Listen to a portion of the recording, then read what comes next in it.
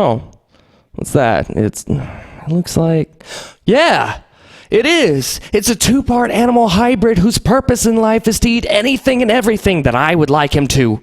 I think I'll call you a Yoshi. Yes, I will.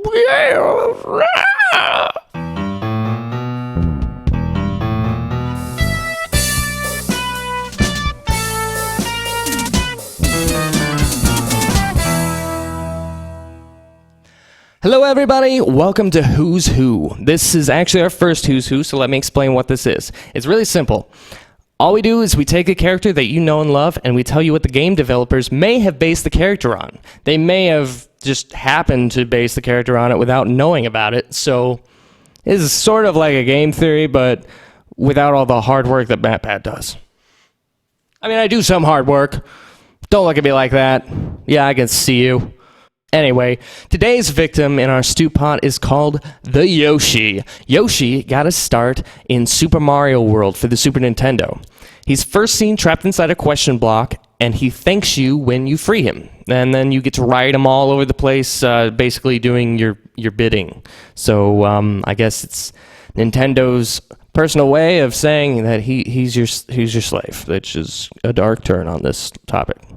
But we all know from MatPat's video and a few other things that Mario is known for just dropping a Yoshi in mid-jump, and Mario can be seen literally hitting Yoshi to make him use his ridiculously long tongue. So, food for thought.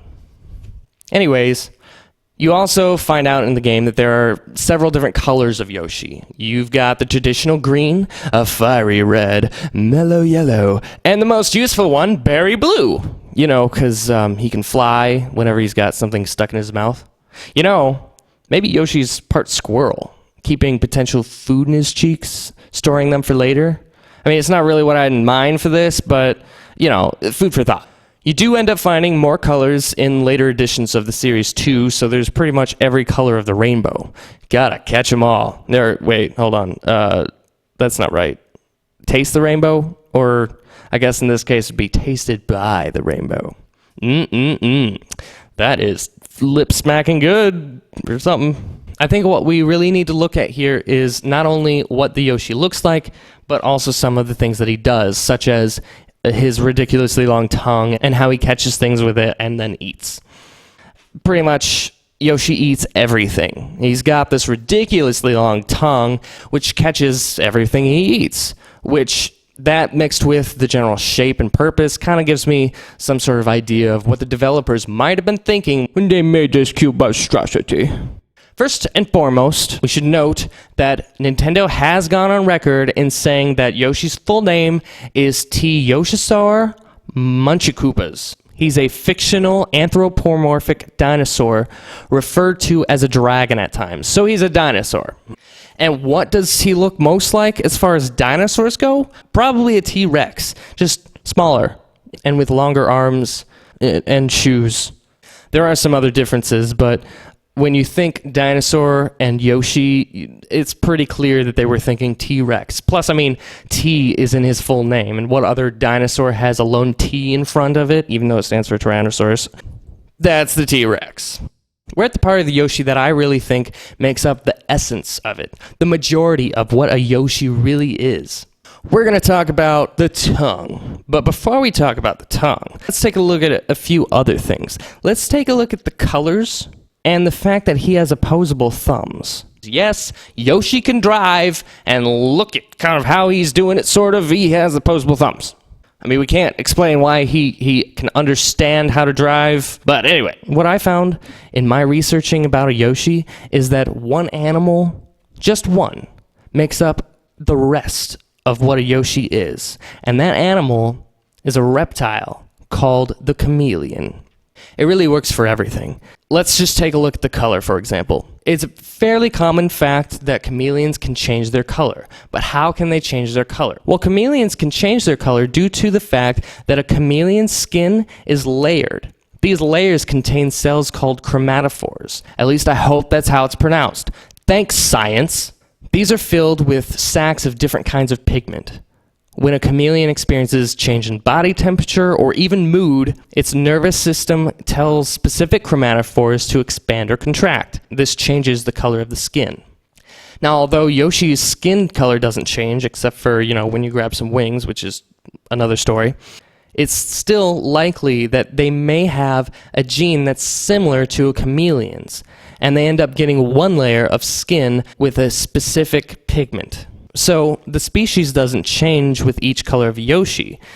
It's just that some Yoshis have different skin pigments. In other words, it's not like a dog in saying that a yellow Yoshi is like a pug, whereas a blue Yoshi is like a husky. Instead, one Yoshi would be able to lay several eggs that pop out in different colored Yoshis. A more accurate representation of this would be eye colors. If mom has blue eyes and dad has brown eyes, you could get one or the other, that kind of thing. But what I'm basically saying is that Yoshi has genes for different colors.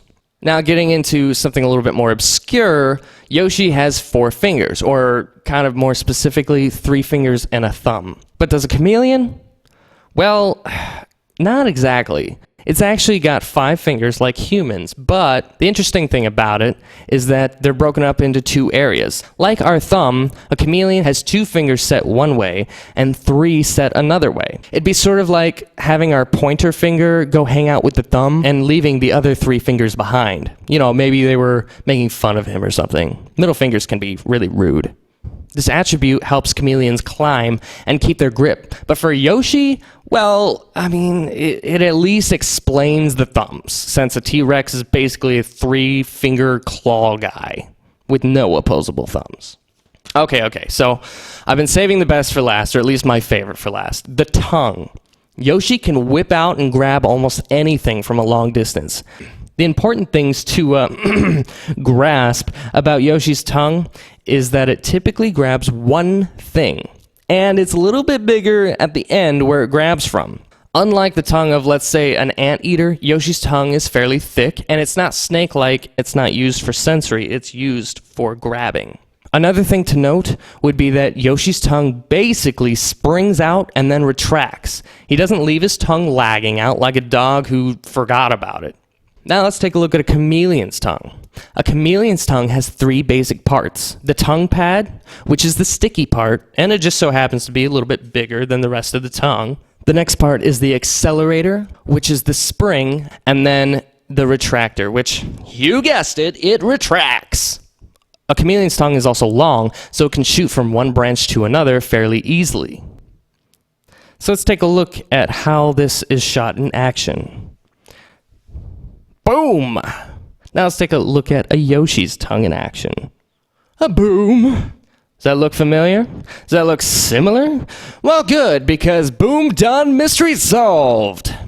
Did you agree with me on what Yoshi is? Do you think he's part of maybe something I didn't mention? Or do you think he's something completely different from what I think? Let me know in the comments.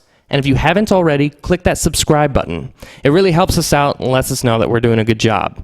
Be sure to check out some of our other videos. You can watch me and Dreadlocks doing some Let's Plays or reviews or other cool things like that, because they're super cool and stuff. And if you have another character that you would like me to diagnose and kind of run through in my little stew pot that is Who's Who, well, just let me know in the comments or email me anything, and I'll see what I can do.